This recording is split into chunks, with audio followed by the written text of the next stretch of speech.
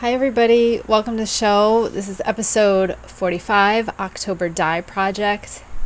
And like every other Die Project episode, we have so much to go over today.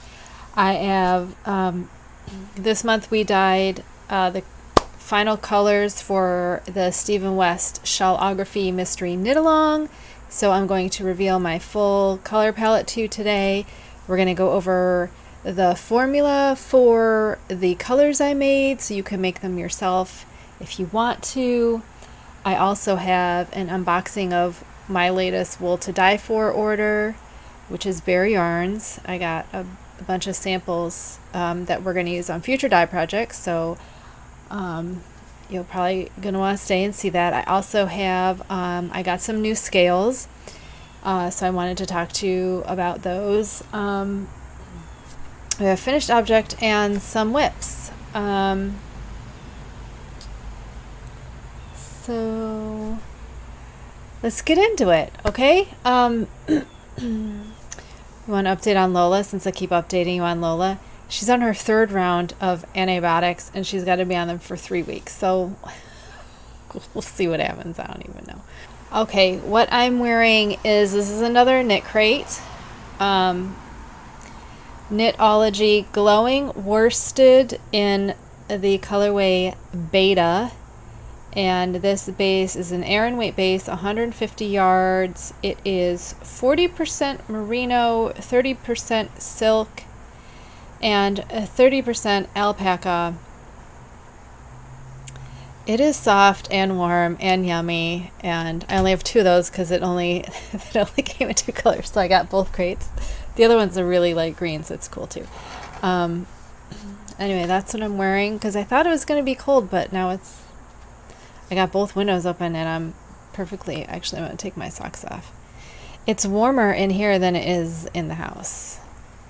Do not need wool socks right now. Okay. Finished my Halloween Eleanor. I think this is my most favorite shawl I have made to date.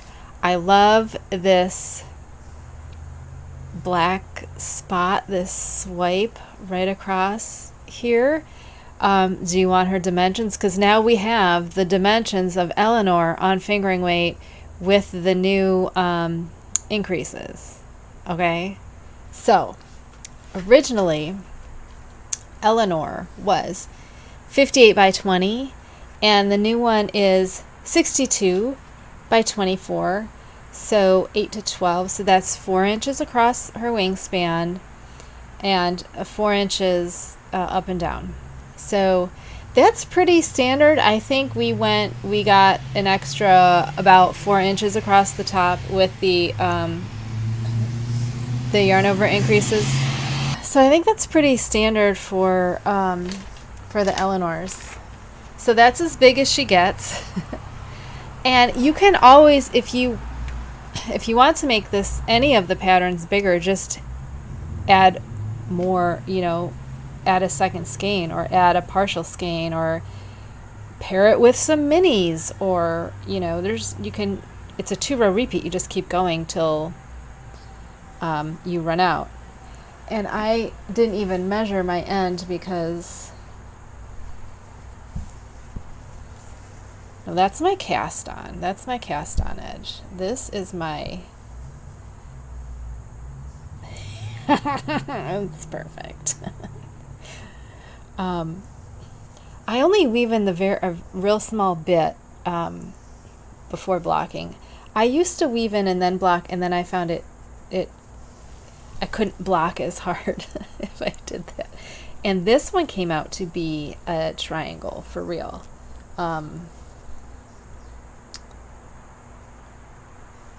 We have a point, but still we have that little overlay.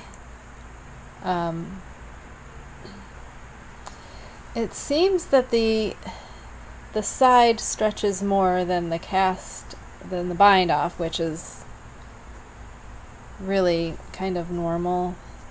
And I really don't think anyone's gonna notice but us, right? So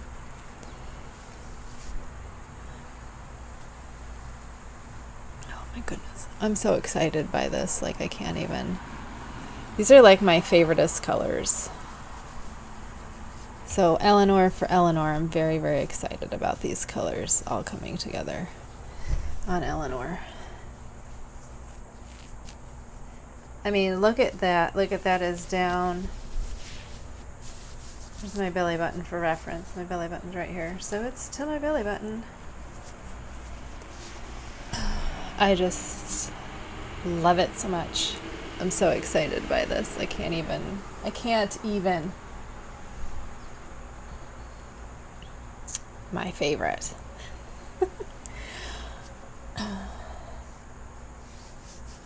Okay. Yeah, so I've just named her Halloween Eleanor. Hi guys, I just wrapped and I forgot to show you last month's dye project. This is our sport weight that was gray and blue, and then I put the pink on it. So I wanted to show you the final color that is gorgeous. And I don't have her measurements because everything is in another episode.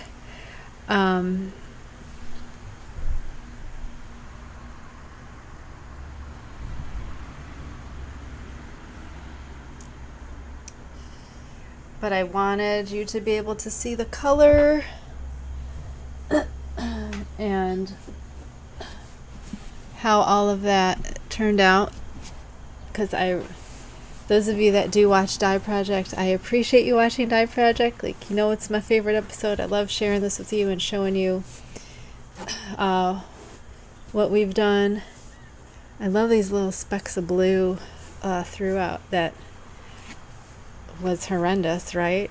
But now it's like, with the purple, I think it's just pretty. This is a really dusty purple. This will be up for sale if anybody is wanting it. I'm not going to keep this one because I kept the other purple one. So anyway, I'll send you back to the show. Thank you. The first thing I'm going to show you is the blanket cardigan. And guys, I had extra yardage for this, and this is all I have left right now, and I still have to redo. I have to do cuffs and collars still, and this is all I have left. So I don't know if the problem was with if I lost yardage from dyeing, because I dyed both of these. So I had 4 skeins of green and 4 skeins of black. Well, originally I had 4 skeins of green, 4 skeins of purple, and those purple I dyed black, and then the 4 green I resist dyed in parts, which is how we got this really cool pattern. I'm just having a black and green day, I guess. So I think the pattern called for like 1,300 yards, and I had like 1,600 and something. I know I had an extra 300 yards, so I don't know how I'm running out. I don't have a yardage counter. I really do want the electric eel wheel people. I have a row counter or a yardage counter coming out. But anyway, I wanted to try this on and show you. I have finished the sleeves up until the cuff point. I have to say I am quite happy with the fit after being really, really afraid because of all the lack of sizing detail in the pattern. See, I'm going to have to put a little bit more. I don't know if the cuff will take care of that.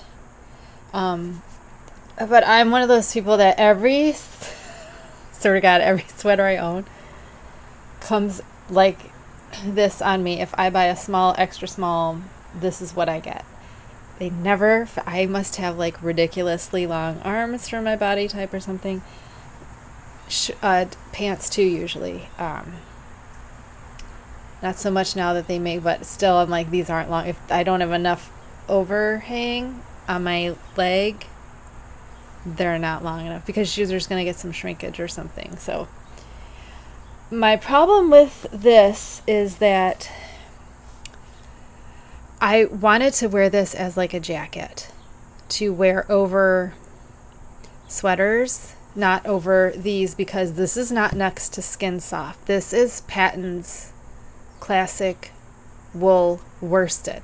It is very rustic, and by rustic I mean scratchy. It is scratchy, and I'm not one that gets scratchy really, so this is really scratchy. I would not wear this on my skin. I really would not. It's very scratchy.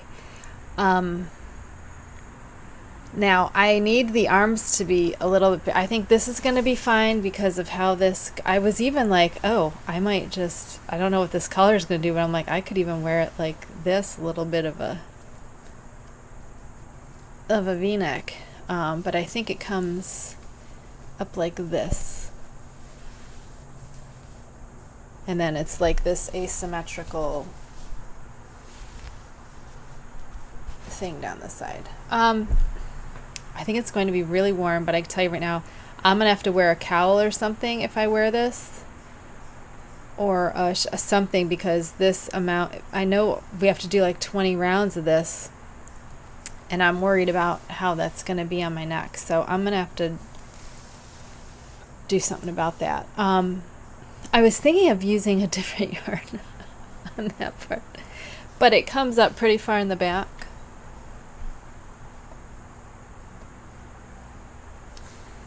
That I don't even think my sweaters are going to cover there. So I actually do like the fit of this.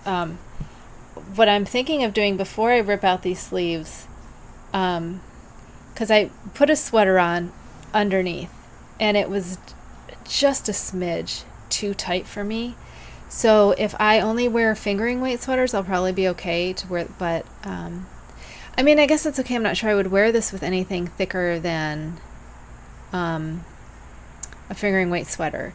And the next cardigan I'm gonna make is the Zephyr, and that will be Next to Skin Soft, so it can go over things like this, and I don't have to worry about it. So this I think is going to be when I want to really be warm, maybe. I'm not sure.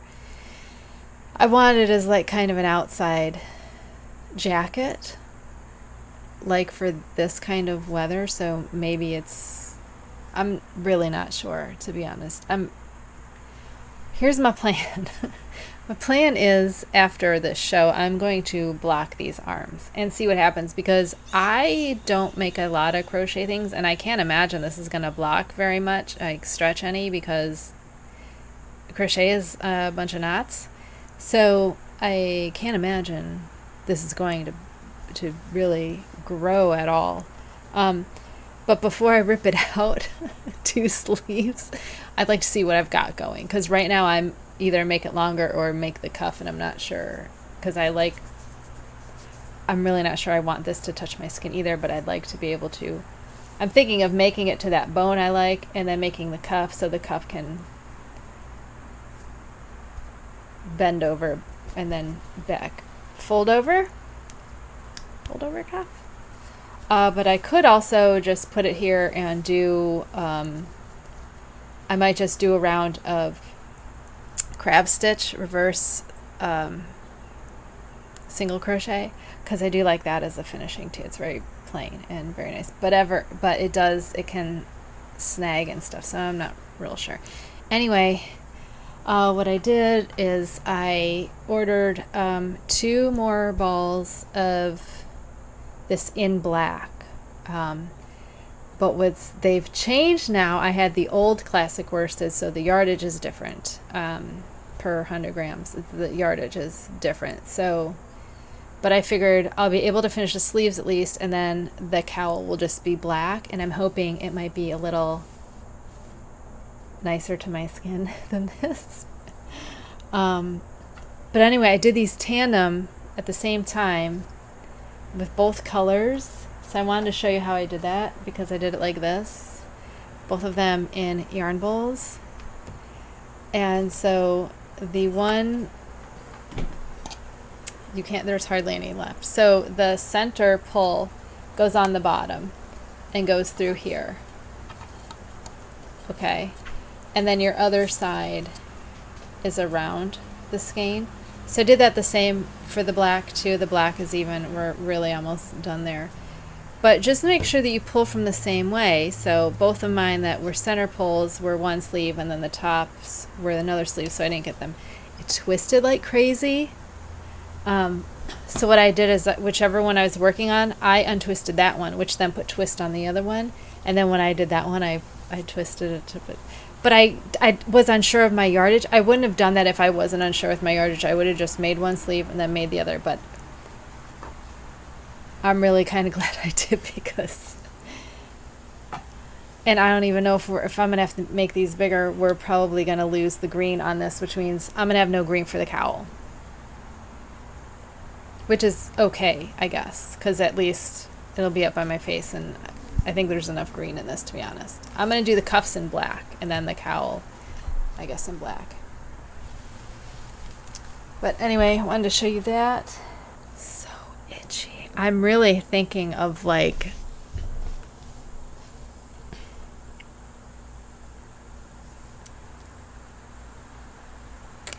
I'm thinking of taking my Barocco Vintage and making that with it. But then what do I make my Zephyrin? Or do I take the Cloudborn? Because the Cloudborn's non-superwash. I could do that. I wonder how much yardage. I'll have to check the yardage on that, because I might do that. Because this is so scratchy and I'm worried about it up by my neck. And if it's going to be...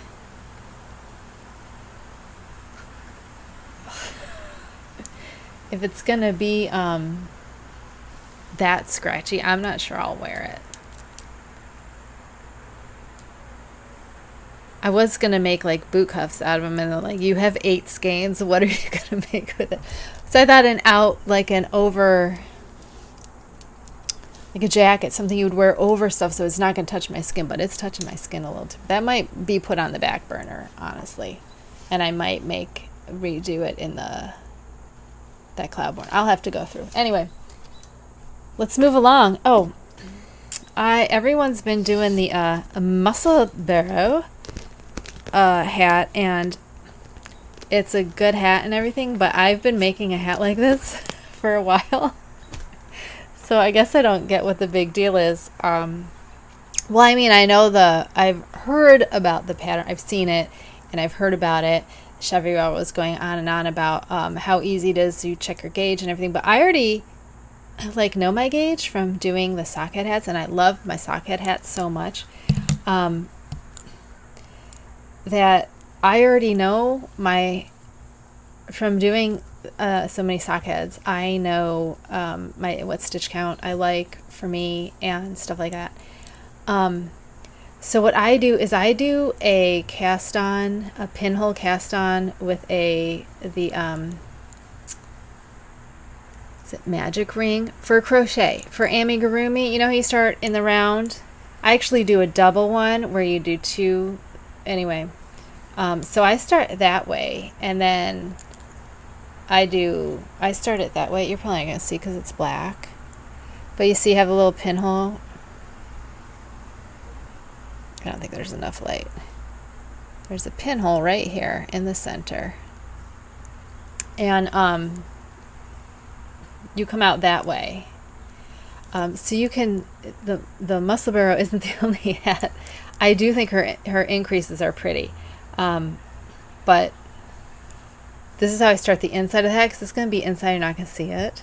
And then I do, it's a 4-way thing that I do on the outside. But I'm doing, starting with 12. I think my last one I did was 8. But I wanted to see what I could get with 12. I start with 12 stitches. 12 stitches. And then you put them on with the crochet hook. It's almost like you're making a single crochet, but you're not.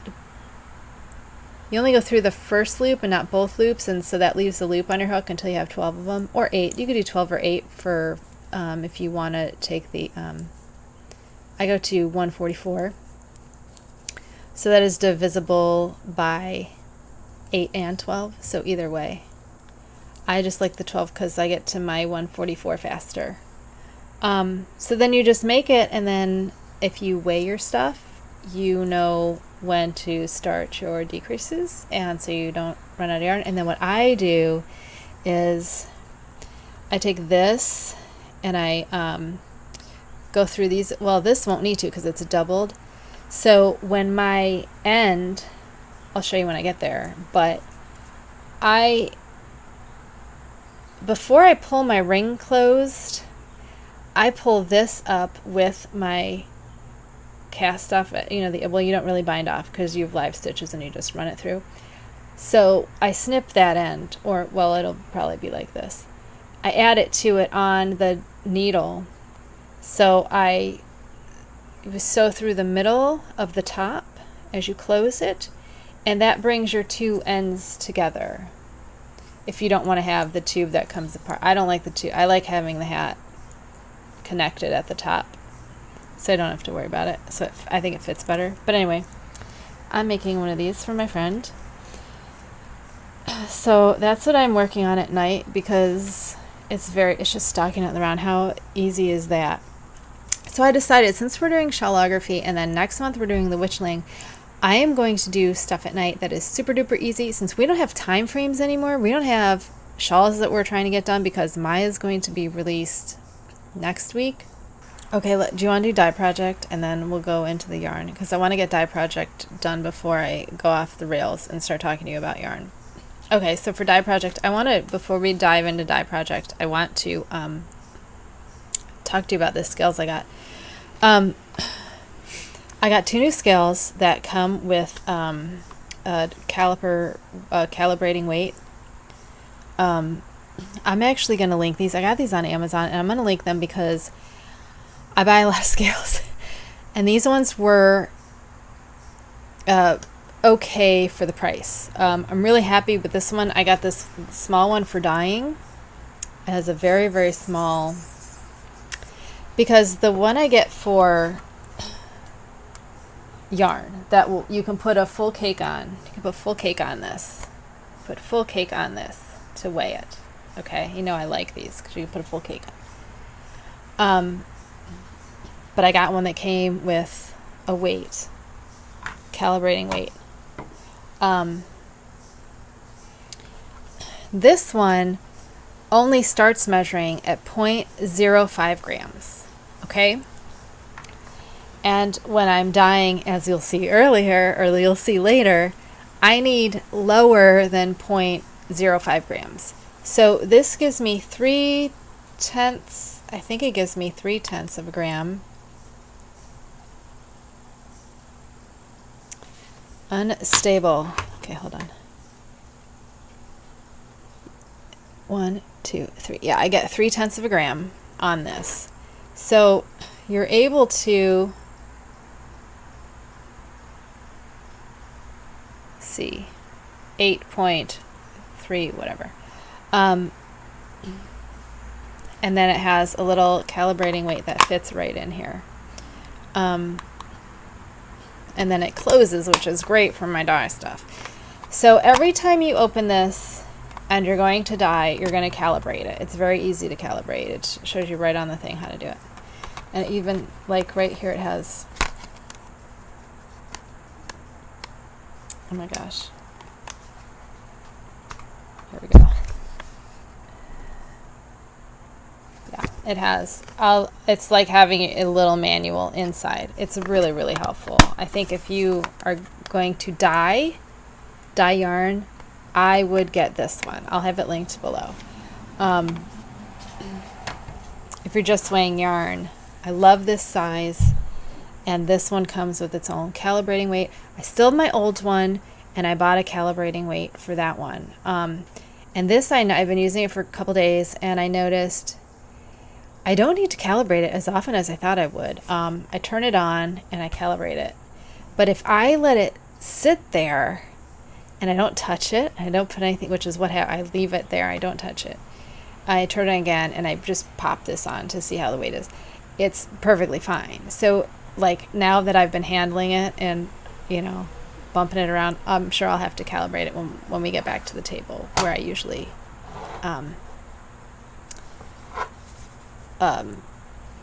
way stuff. So this one had silver, black, or red just in this little part, this part here. And it's sturdier than some other ones I've got and sent back because I was like, what is this? Like, it feels like a child's toy, and you're like, this can't be a real scale. This actually feels like it's got something to it. This one, I think too, but just because it's got the weight in it. But anyway, I'll link both those below. If you are wanting a good scale, I recommend this for weighing yarn and this for dyeing yarn. So this is all you're going to need. And it comes with a calibrating weight, which I thought was great. It's like $15, I think. Not at all out of range. Less than a skein of, indie dyed yarn. That's kind of how I see everything. Is that like $30? Because if it's $30, I can buy a skein of yarn, and I'd rather buy a skein of yarn. Isn't that hilarious? Okay, dye project, guys. So dye project was 2 days long, and Monday was actually me doing minis, trying to get ready for what I was going to do. Where the minis are not in there. Minis are in here. And I just want to tell you right now, I don't know how to do this to a mini. This is terrible. Okay, so this is our first mini. This is on DK, Platinum DK, I believe. So it's the same base as our fingering. It's just in a different weight. So if you remember, was it last dye project, I wanted to do the 3% platinum, and it came out like almost a tan. And remember I said I wanted to re-dye it more gray, but I didn't want to lose my red speckles, so we didn't. Oh, also, I ordered, I'm not too happy with my Dharma dyes, the gray ones. I'm not too happy with them because a lot of them are purple, blue. A lot of them are blue. And I wanted something a bit more gray. So I ordered 2 grays and a black from ProChem. So I'm going to give those a try and see what I think of those, and I'll let you know. For now, the only gray I'm really liking is Platinum from Dharma. My only problem with it is it's got a lot of fillers in it, I think, because this is a 3%, which is nuts to me. And it's a good gray. It's a light gray, but it's a good gray. So I wanted to show you, we did this. And then I did, this was the,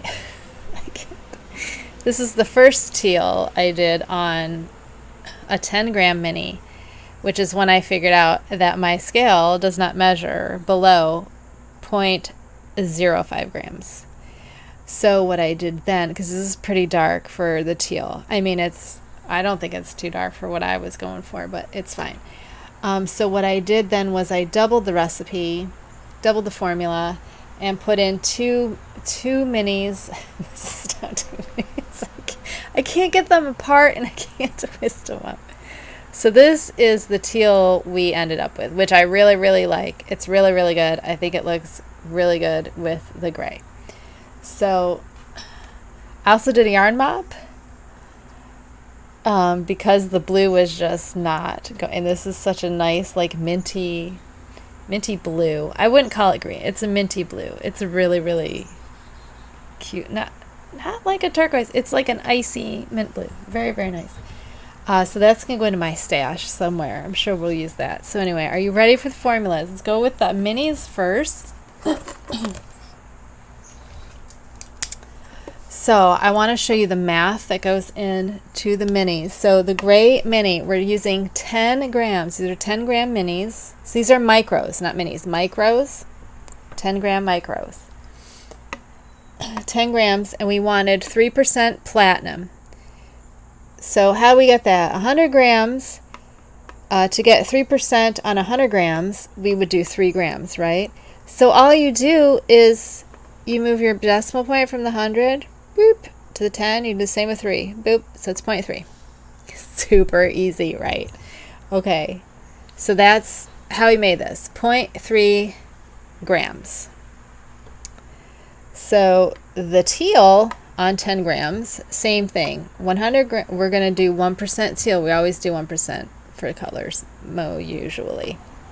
You really, for dark colors, you don't need more, unless they're full of fillers like this. You need 3%. My ox blood, I do 5% to get the red, but most of them are going to be at 1%, and that is why I do my sample swatches when I get a color, so I know what 1% looks like. And you can also see what 0.5% looks like, and you can see what 5% looks like. So it gives you a range of what the color can do. But I like to think of 1% as like a regular, like a baseline of 1% is like a regular most used.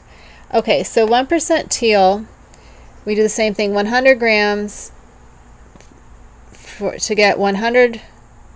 To get 1% on 100 grams, it's going to give us 1 gram, right? So the same thing to do 10 grams, just boop over your decimal point. So 0.1. So we need 0.1 grams. So in order to get that, the color to make the formula to make teal, this is the big secret. Are you ready? It is a 1:2 ratio of black and cyan. You can look it up. You could ask Google, what is CMYK teal? Because I make all my colors with CMYK. Now, it's not always the same. It's not always the same because that is on a computer monitor and we're doing actual dye.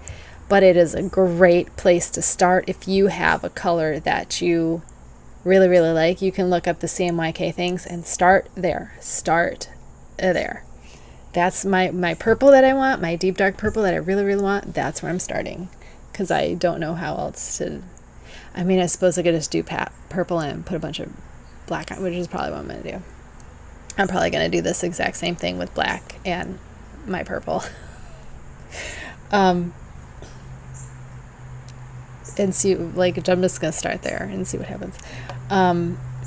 So in order to get to do 1:2 on 1 gram, we have to do 2/3 and 1/3, because 2:1, right? 2:1 equals 3. So 3, 1, 2, 3, 2/3, 1/3. Are you with me? That's kind of a leap. Okay. 1 + 2 is 3. So we need 3/3, right? So 2/3 and 1/3. Okay. Maybe. Okay. Think about that. Rewind it and think about it. So that means, oh my God, did I seriously do this? Hang on. I wrote this wrong. Oh my God, I wrote it wrong twice. Okay, sorry about that. At least I caught it before we got too far. Okay, so 2:1. 2:1. So 2 parts cyan. So the easiest way to get to 1, well, if you take 2/3 and 1/3 and actually divide 1 by 3 and 2 by 3, you will get 0.66666 and 0.33333, right? That's how you get 2/3 and 1/3. Because a fraction is, this fraction, 1/3,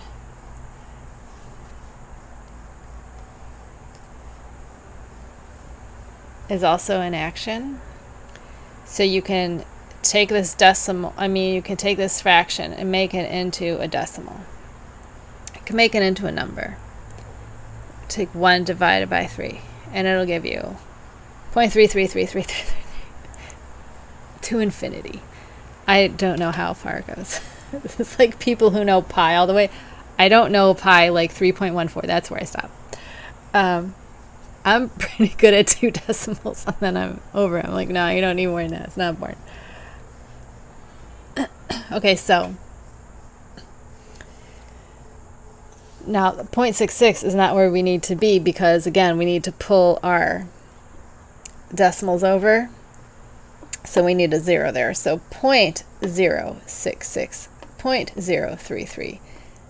So, but I did not have, at this point in time, I did not have my new scale. So I looked at this and went, I only have two decimal places. So I thought, okay, we gotta get these to 1. So 0.03 and 0.07 gives us 0.1, right? However, my scale is not going to measure the 0.03, which is why this one turned out so dark, is because I tried. And then I just did it just to see what would happen. And it's a pretty color. I could actually use that color. It's not a big deal. So then what I did is I was like, oh, because again, I did not have the new scale because this is Monday. It was actually, I had already ordered it and it was coming Monday, but it was coming Monday night. So I did, let's do 20 grams because then we can double this. So teal at 20 grams, 1% teal. 100 grams is 1 gram, 10 grams is 0.1 grams, so 20 grams is 0.2 grams. All you do is you times this by 2, okay? Times 2, times 2, just double it, okay? Same thing we did with our 6.6 and the 3.3, double it, so that gives you 0.132 and 0.066.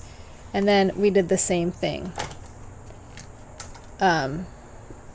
This gives us 0.2 grams, right? So that's how we got this. So that was Monday. So after Monday, I let them dry. And the next morning, I looked at them. And they were okay. And I was so freaked out about it that the day before, I went and bought these solid colors to match my other solid colors. Just in case. I don't think they've even shipped yet, but anyway. Here's our platinum, which is, I want to say it's okay. My big problem with this was I did not notice that it only had one set of figure 8 ties, which are really, really important when you're dyeing. Because it keeps your yarn from becoming a big tangled mess like this. These only have one tie, and I was not at all careful. But what happened with this, I took it out, but it only had one tie, and I didn't notice because I didn't check my skein before I put it in the dye pots. It got really, really tight at the figure 8. Figure 8. It was really tight. It was really, really tight. So we had resist in that part, which made some of the other parts darker, which what I did not want to happen was to have a tonal on this at all, because my other ones are very, very solidly colored, very solidly colored. But the gray, I got to tell you, I don't think you can really notice. So anyway, what I did, because I did this the first day. I did this Monday. And that's when I ordered the new, because I was like, this gray is so terrible. The other thing about gray is that it looks like a whole bunch of different shades of gray until it's dry. Like if they're in different states of dryness, they look completely, like this looks so much darker wet that you're like, what happened? But so the next day I undid the so you can see a bit of it here. I don't think it's going to show, but there's a bit here. You see that right there? That looks white, that white right there, right here. That is from the resist, because this was part of the thing. So obviously I didn't do that good a job fixing it. It was all in the whole, like both sides. It was terrible. So I did like, I think I did 0.5%, which if it was any other color, I would have done way lower. I would have done like a 0.1. but because it was so light and because this has so much filler in it, I thought that 0.5 would be fine. And to be honest, I can't even tell where it is. And I can't tell where the darker part is either. So half the time I think it's a trick of the light. So I'm not sure. I'm not sure if I'm going to use this skein. I'm going to see what I get that matches the rest of the stuff and see if it looks better, I'll use that. But I wanted to, the platinum is very easy. Platinum, 100 grams, 3% equals 3 grams. Very easy. Not hard at all. Not sure I'm going to use it. So hopefully my other colors come before I need them. But no big deal if they don't. Now my teal, as you can see, also came out very tonal. The color is gorgeous, but the and I even took the ties out beforehand because I didn't want that to happen again. So I put in all new figure 8 ties. So that was not my problem. I also started with a cold vat. I did cold vat where I put this in water. Then I take it out, put the dye in the cold water, put this back in. Well, after I mix the dye around, I put this back in, and then I start heating. So it has time to hang out with the dye before anything starts happening. So hopefully we get more even coverage. That did not happen, and I'll tell you why. I think it's because I think my water might be slightly acidic, and that might be why color strikes on my bare yarn. This happens to Rebecca from Chemnitz all the time. She talks about it. I haven't actually tested the pH of my water, which is weird because I test the pH of my dye baths, but I haven't tested my actual water that I dye. Isn't that weird?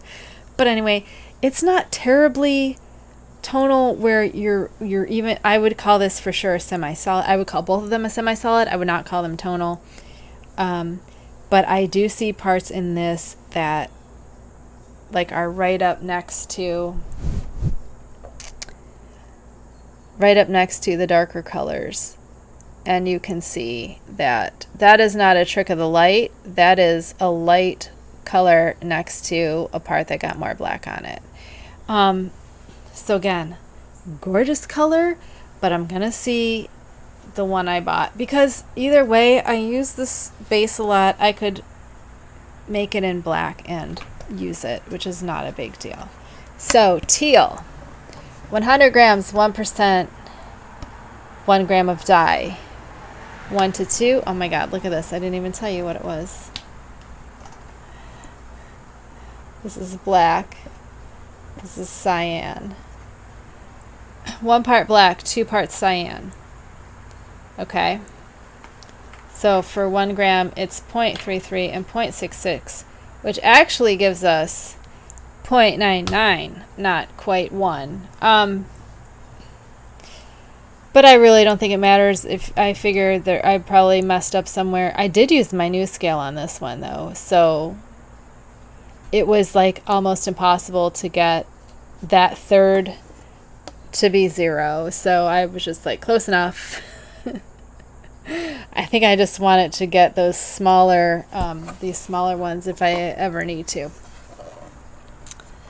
So we good? You got that? How are we doing on time? I wonder if I should do my unboxing as a separate video or not. I'm trying to decide. Oh, you want to see all the colors together, right? Because I promised my shawlography colors. Okay, so we have, let's do this way. Black, gray, and gray are my dark, medium, and a light colors.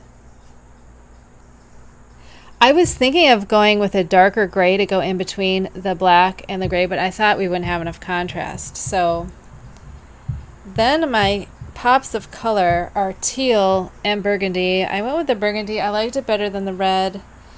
And the red, I can use the red with black if I want to dye something. I mean, if I want to make up a 2-color shawl or something, I can also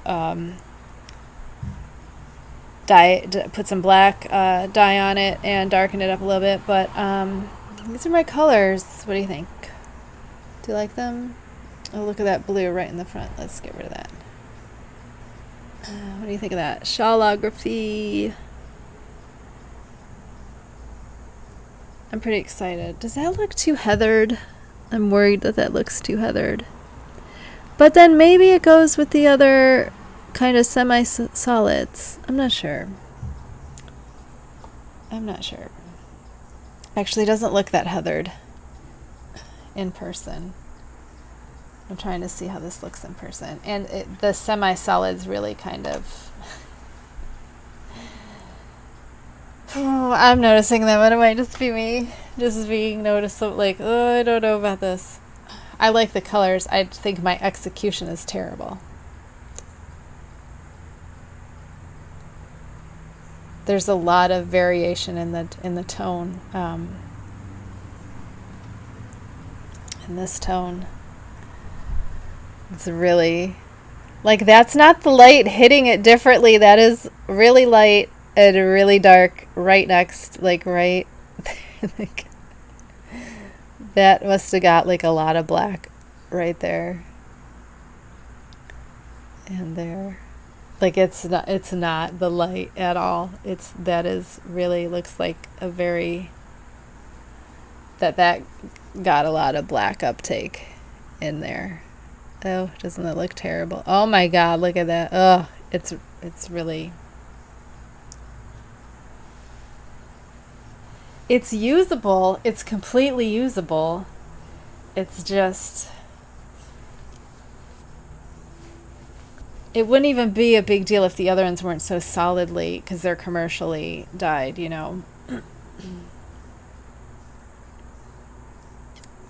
But I mean, these two colors look great, and I could totally design something with those two together. So I'm really not even worried. I use this base so much it doesn't even matter. In fact, I can dye any one of those black and make the changing staircases that I wanted to make. So yeah. This is an unboxing of my latest order of wool to dye for, which supplies bare yarn. You do not have to be a company to order here. Anyone can order here. If you are a company, then you set up a totally different account. And your prices are different, I'm assuming. So this is on their retail side of it. So I'm gonna start with what I got. This is new.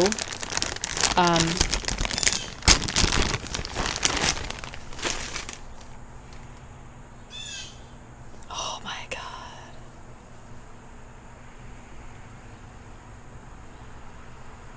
This is close to Barnyard, you guys. Like, this is close to... Okay. Okay.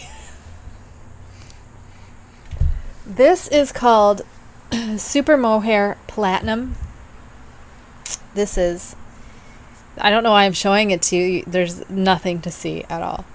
55% superwash merino, 25% nylon, and 20% kid mohair. 100 gram skeins, 438 yards, and it's a 4-ply. I gotta tell you, I don't feel the mohair.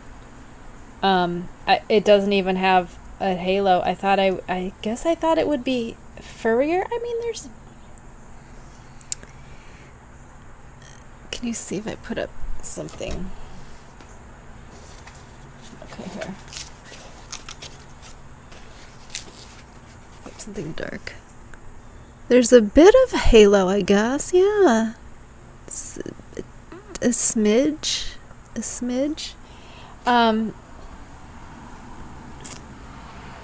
It smells like a barnyard. I'm not even kidding you. Yeah. Okay. I'm seeing more of a halo as I look at it. I'm seeing more of a halo. It's not the softest, but when I get yarn like that, it typically isn't the softest until it's been wet. So I got 5 of these. These are going to be one of my special, I told you when I was going to release special colors, I was going to have them on a base. So here's 5 that will probably be a special colorway for that base. I also got for die projects, for coming die projects, these are, they sell some sample skeins. They don't always have these in stock. So if I see sample skeins in stock and it's something I haven't tried yet, I pick them up because I want to try stuff out. It smells like cardboard. Okay, this is organic fingering. It is 100% organic wool, 100 gram skein.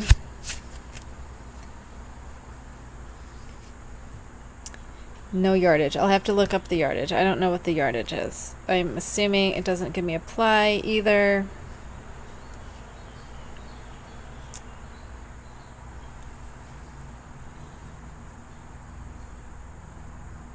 Try to untwist this little bit. It doesn't want to. 4. It looks like a 4 ply. Yeah, 4 fingering, 4 ply. Yeah. This is not very soft either. So this will be a dye project because I want to see how the organic wool works up differently from other wool. And this is 100%. Yeah, it's 100% wool. So not superwash. No nylon, nothing. So this is probably my crunchy knitters. This is what you're going to want. So yeah, this will be a dye project. What is this? Aran 115. Oh, guys. They have an Aran weight that comes in 115 gram skeins. And I thought with the Malala, remember we're trying to get... Actually, I wonder if we could do this on this. Anyway, I want to see with 150 grams, you get 213 yards. That's almost 218 that we get from the worsteds. 213. So we could probably make these in the 115. But it's 100% superwash merino. So... I mean, it's super soft. It is cushy, but it's not my Cash Aran. And you know how I feel about the Cash Aran. So maybe the Cash Arans will have to be the Malala, the stockinette stitch, but this Aran 115 gram we could make out of the Eleanors. This will be a dye project. This will probably be November's dye project. No, probably December because November is going to be Witchling, I'm pretty sure. Okay, what is this one? Oh, this is organic DK. So I got the 100% organic wool, 100 gram skein. It's not giving me any yardages on this. This feels softer than the other one. But like I said, I wanted to have a non-superwash option for people that didn't want to deal with the, this... that didn't want nylon and stuff, or superwash that wants something closer to what nature intended. So I thought the organic was a good call. So we'll see how this works up too before I offer those as options. The next thing I got, if you've seen people coming out with their new alpaca blend, this is where they got it. So I'm going to tell you, this is alpaca gold. I got a 10 pack. So this will not be, I mean, it might be a 5 skein, but I'm probably going to use this for something.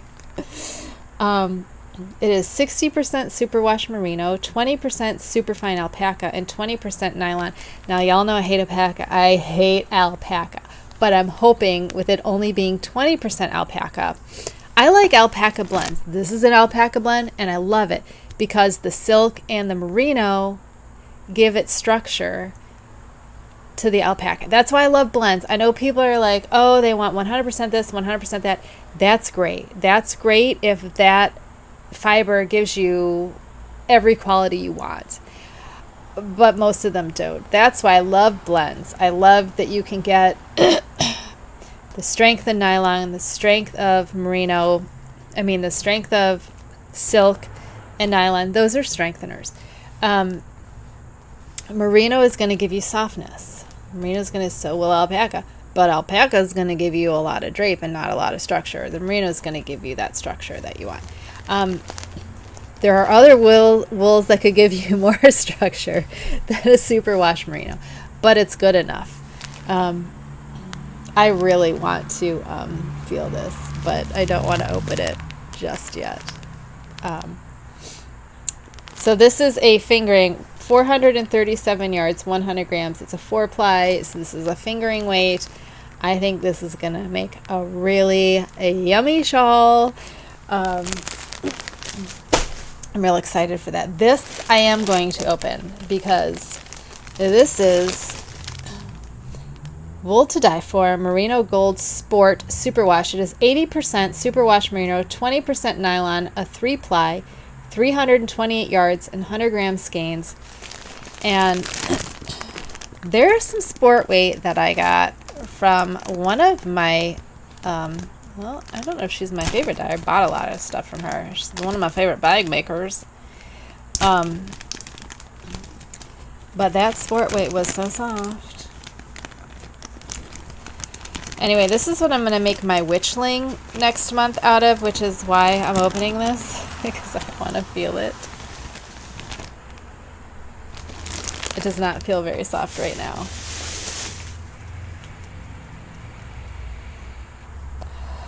It doesn't smell very barnyardy either.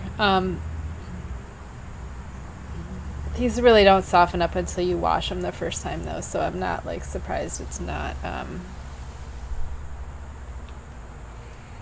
This one smells like cardboard too. So this is what my Witchling is going to be made out of. And I have to come up with what colors I'm going to do. I'm going back and forth between like a tonal black and a tonal eggplant and a tonal deep purple. So I think what it's going to come down to is what my contrast color is going to be, because I was thinking I would do black and my contrast color, for the bottom would be a really light mint green, because I'm all about the greens. But then I'm like, should I do like this color green? Like, then I'm like, what color green should I? And I don't know that I want to do my dark blacks like I usually do, my really dark blacks. I don't know that I don't know. I haven't decided. Anyway, that's a lot of yarn. And if you buy stuff from Wool to Die For, I do this to Wool to Die For, Dharma, and Prochem with their comments when they have like, do you have comments? I always say something nice. Like I said, thanks for working so hard. Hope you have a great day. And then I put a smiley face. And she wrote, thank you, Christina. Because I'm a nerd and I want people to like have a smile while they're at work. Because that's kind of, I think I love packing yarn away. I think that would be a great job. I'd probably have a lot of fun at that job. And every email from that company, no matter who it, like this person sent me an email to say that my package, she said, thank you for the note. But like even like the updates we get from Andy are so nicely worded, and it just seems like people seem happy there. It's like it would be like Disneyland for me, I think. Anyway, I ordered this Friday. And it ships from Virginia, and I got this Monday. So Friday, they shipped it out Saturday, and it was here Monday from Virginia to Ohio, Northeast Ohio, Cleveland area. I couldn't believe I got here so fast. I was like, how did that get, what? Meanwhile, a bag from Michigan, never mind. I did get some stuff. like I have 2 bags that I bought that I was so unhappy with that I don't even want to tell you guys about them. And half of it's like, I kind of want to warn you, but I don't think I don't want to talk bad about anybody either. So I don't know what to do.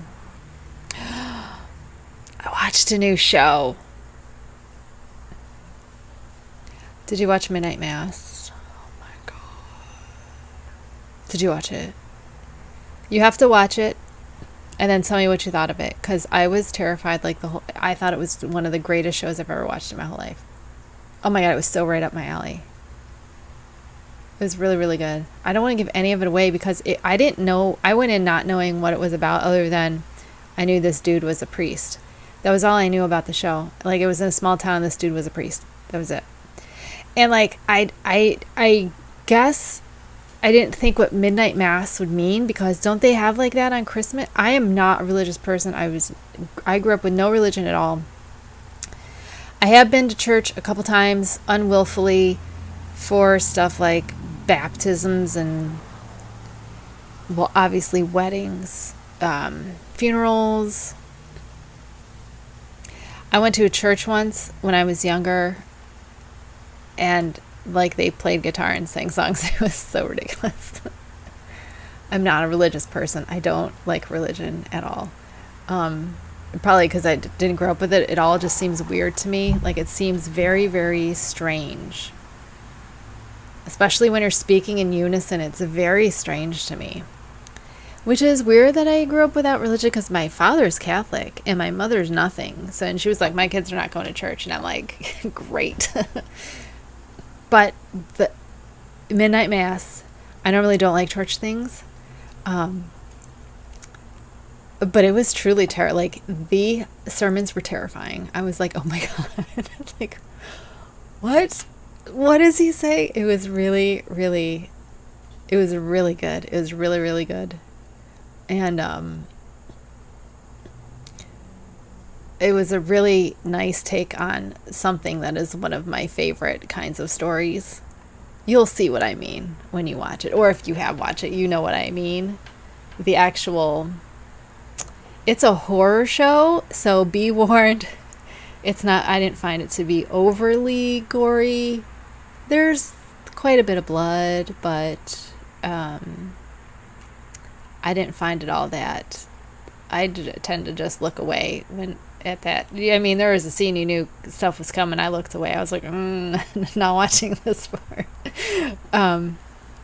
But there weren't like too many jump scares. It was like more of like a thriller, I thought. I really, really enjoyed it. I really enjoyed trying to figure out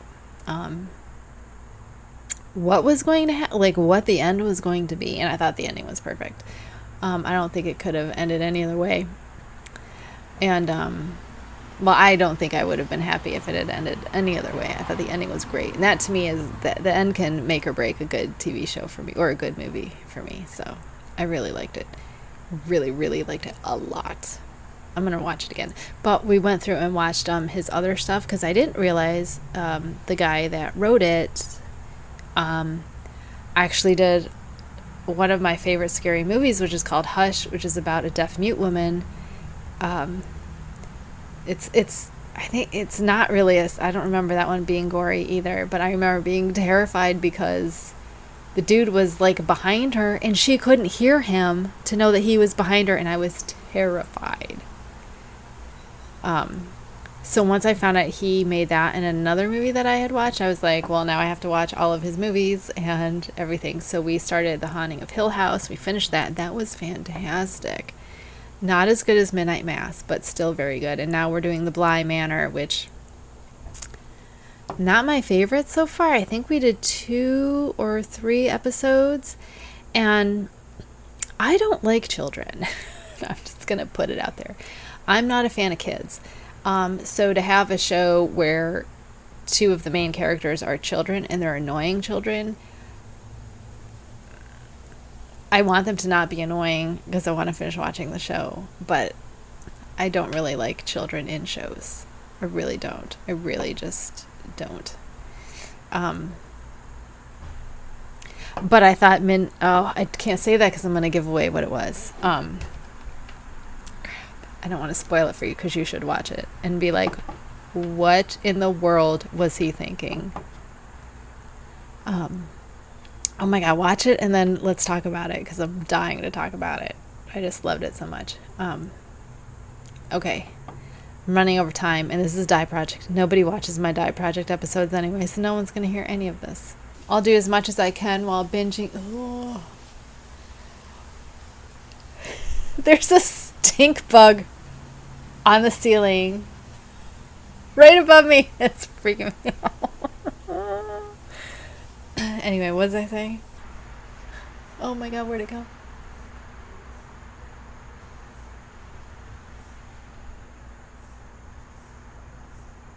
Okay.